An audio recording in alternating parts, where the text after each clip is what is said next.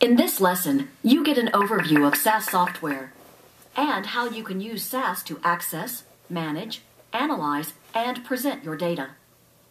You learn about the different ways of running SAS, and you also learn about the process of planning, writing, testing, and revising SAS programs that you use as a SAS programmer. Finally, you learn the basic structure of SAS programs and what each part of a SAS program typically does. In short, you'll learn some important SAS concepts that lay the foundation for you as a SAS programmer.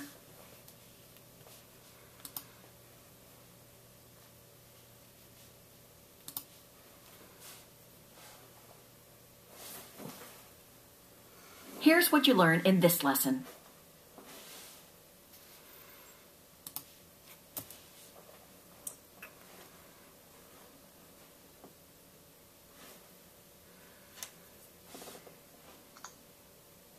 SAS is a highly flexible and integrated software environment that you can use to access, manage, analyze, and present your data. The foundation of SAS software is called Base SAS, which provides the basic functionality in SAS. You'll focus on Base SAS in this course.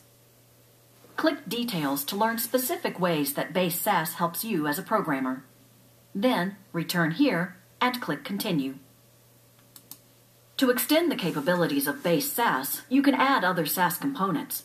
For example, you can use a component to access your data. Other components give you tools for report writing, high-resolution graphics, statistical analysis, visualization and discovery, and business solutions. In this course, you'll use 3 additional SAS components. 2 are for data access, and 1 is for graphics.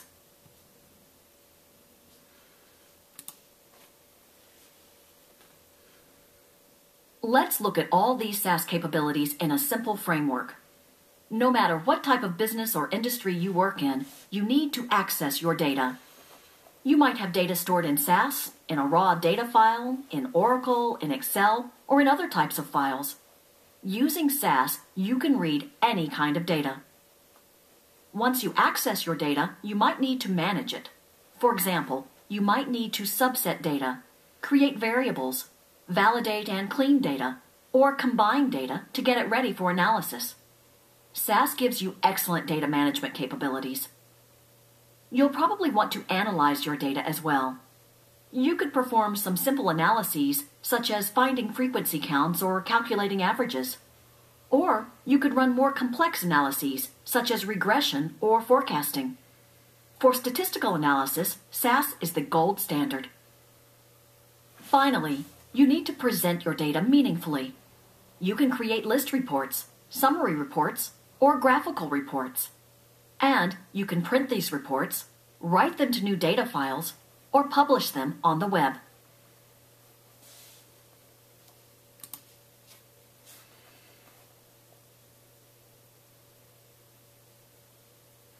To give you a clearer picture of what you can accomplish using SAS, let's look at a few reports.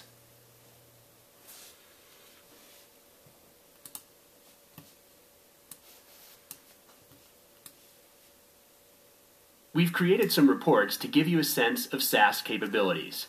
The reports are based on Orion Star data for warehouse employees. You'll see some simple reports, an example or two of managing data, a few common types of analyses, and some graphical reports.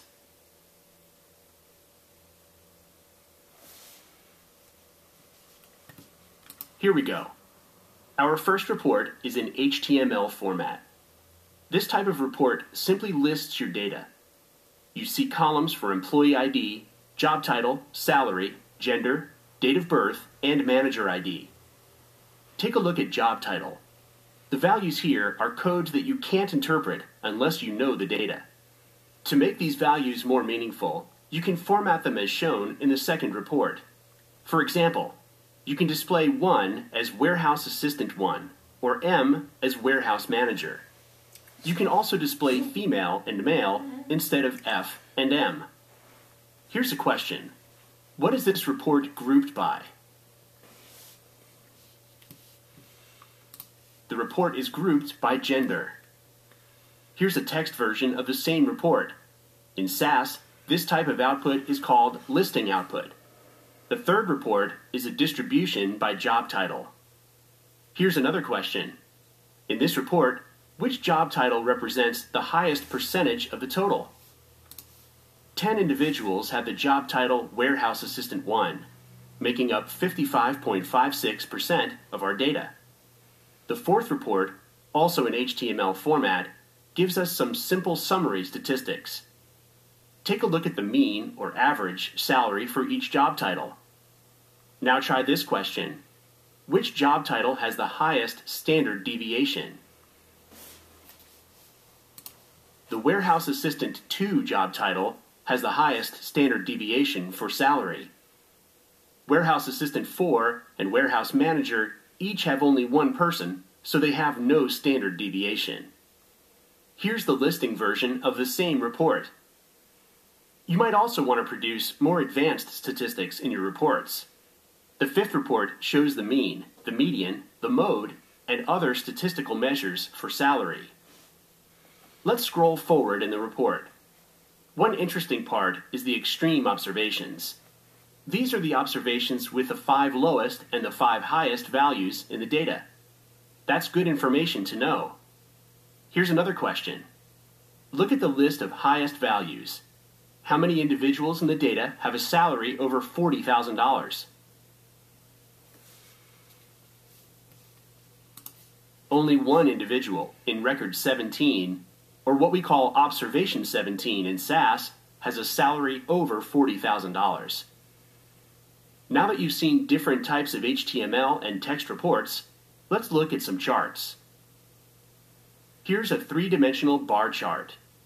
In this frequency report, job title appears on one axis and gender on the other axis, with frequency count as the height of the bars. Notice that when the mouse hovers over one of those bars, the values for the bar appear. This feature is especially useful if one of the bars is somewhat hidden in the background. Finally, we have a 3-dimensional pie chart showing the total salary by job title for warehouse assistants. We've exploded the slice for Warehouse Assistant 2 to highlight it. Try one last question. Which job title accounts for more than half the total salaries for warehouse assistants? The sum of salaries for the Warehouse Assistant 1 job title is $262,615, more than half the total. That's all of sample reports for now. You've seen list reports, frequency reports, statistical reports, and charts.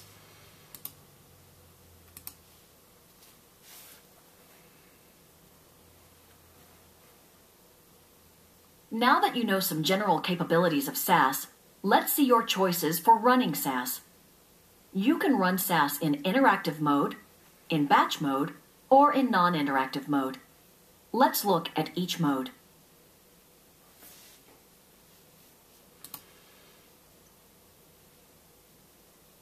In interactive mode, you enter and submit SAS code that runs immediately.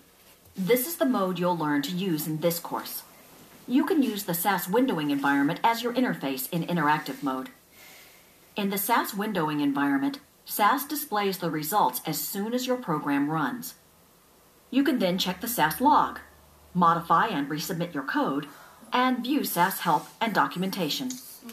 Interactive mode is useful for writing, testing, editing, and debugging your SAS code. In interactive mode, you can use all the features of the SAS interface to work with your SAS files.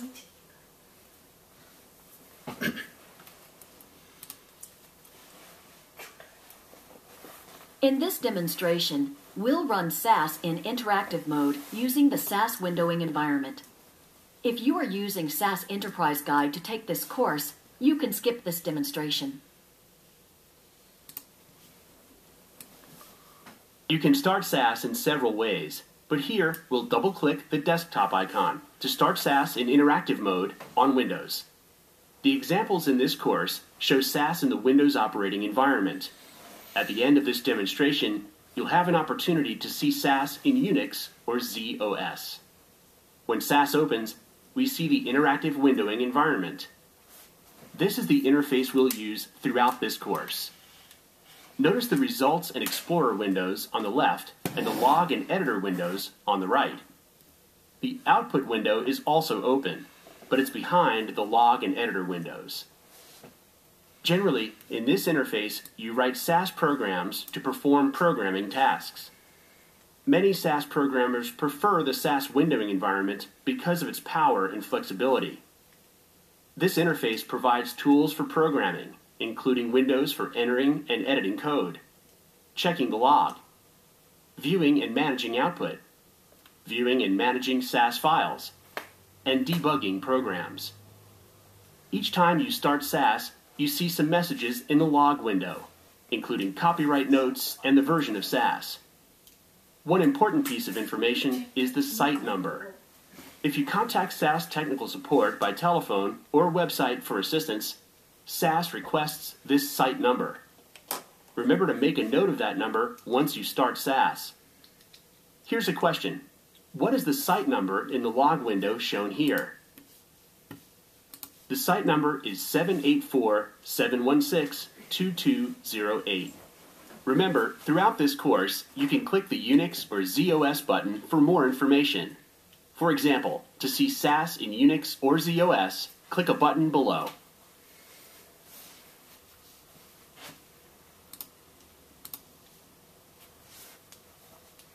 Now, let's explore running SAS in batch mode. To run SAS programs in batch mode, you create a file that contains SAS code plus any necessary operating system control statements. Then, you submit the file to your operating environment. This example shows a batch file in the ZOS operating environment. Here, the operating system control statements are in Job Control Language, or JCL. When you submit a batch job, SAS runs the program in the background by submitting it to the operating environment for batch execution. This means that your program runs when the computer has resources available, but not necessarily when you submit the code. Batch mode is most common in mainframe operating environments, such as ZOS. You generally use batch mode for controlling computing resources, or if you want to use your terminal for other work while your program processes. You can also use batch mode to schedule programs to execute at a certain time on a certain day. You won't learn how to submit a program in batch mode in this course. For more information on batch mode, see SAS help and documentation. In non-interactive mode, you store SAS programming statements in a file. When you issue a SAS command referencing the file, SAS opens, executes the code immediately, and stores any log messages and output in files. Then, SAS closes. The form of the SAS command varies depending on your operating environment. Also, the command for invoking SAS at your site might be different from the default shown here. If you're interested in using non-interactive mode, ask your SAS administrator for the command. You won't learn how to submit a program in non-interactive mode in this course. For more information, see SAS help and documentation. Now, check your knowledge of SAS processing modes.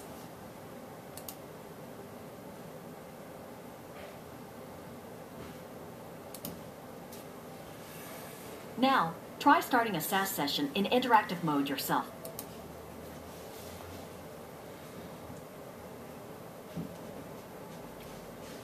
Now that you know a little about SAS software, let's take a look at the overall programming process in SAS.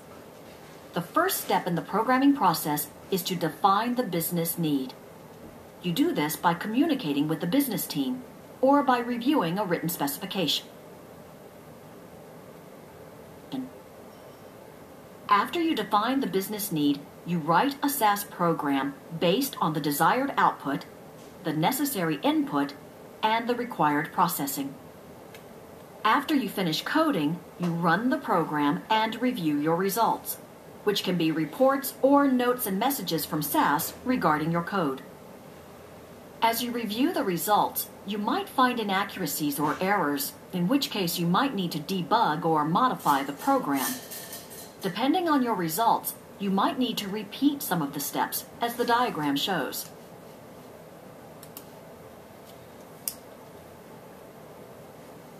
Let's see the SAS programming process in action.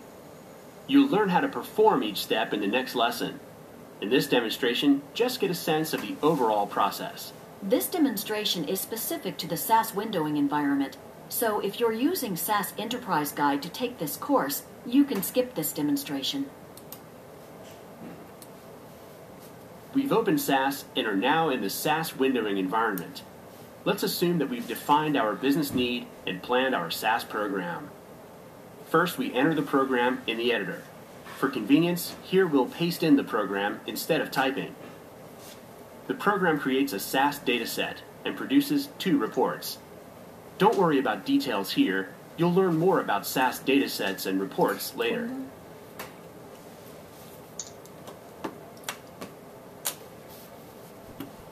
Next, we run the program. The last report appears immediately, and we review it. We can navigate to our first report and see it too. Part of our program created a SAS dataset. Here's a question. What could we do to verify that the dataset was created successfully?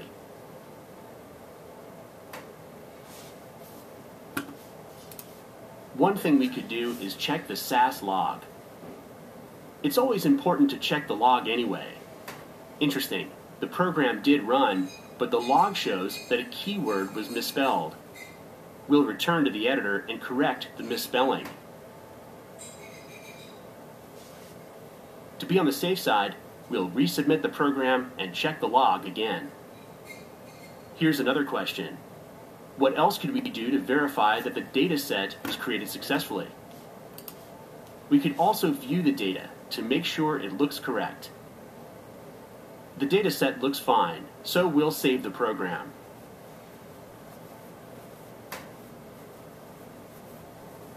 This program was easy to debug and modify, so we repeated the programming process only once.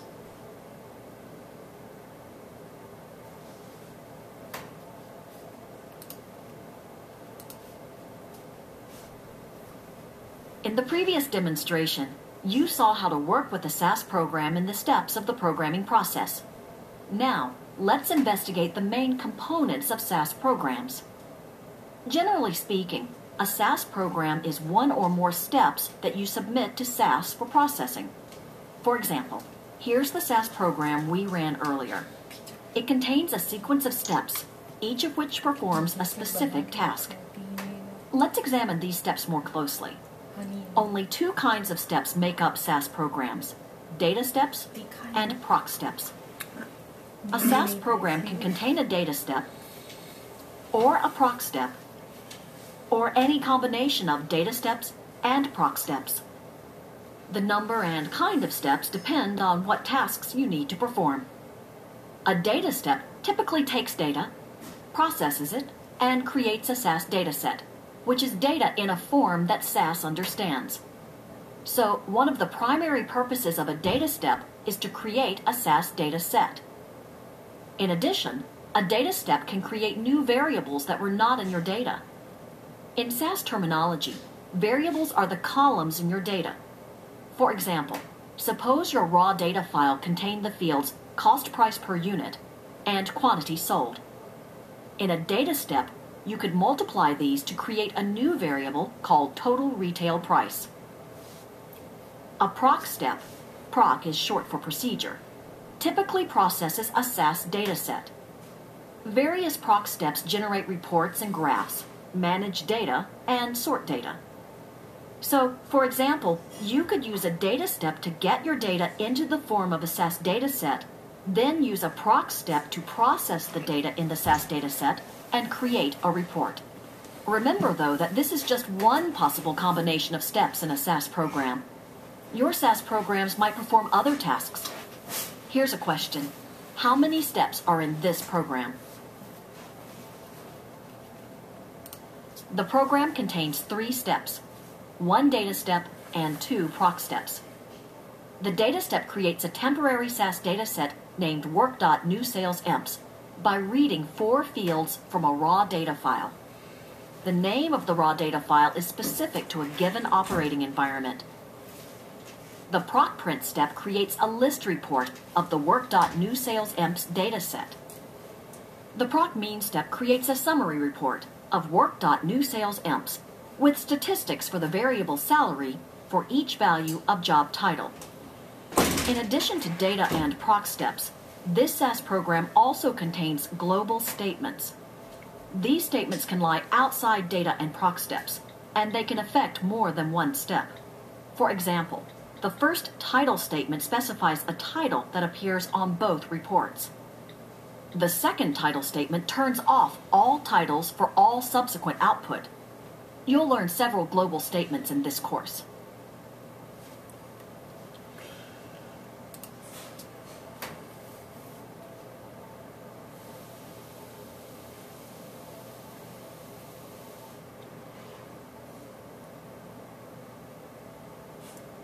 Now answer a few questions about SAS programs.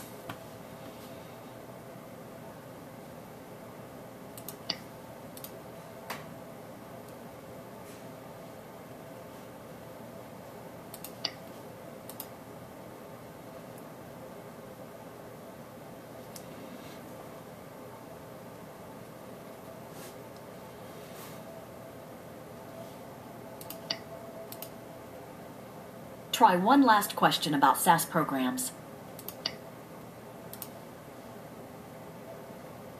Here's what you learned in this lesson.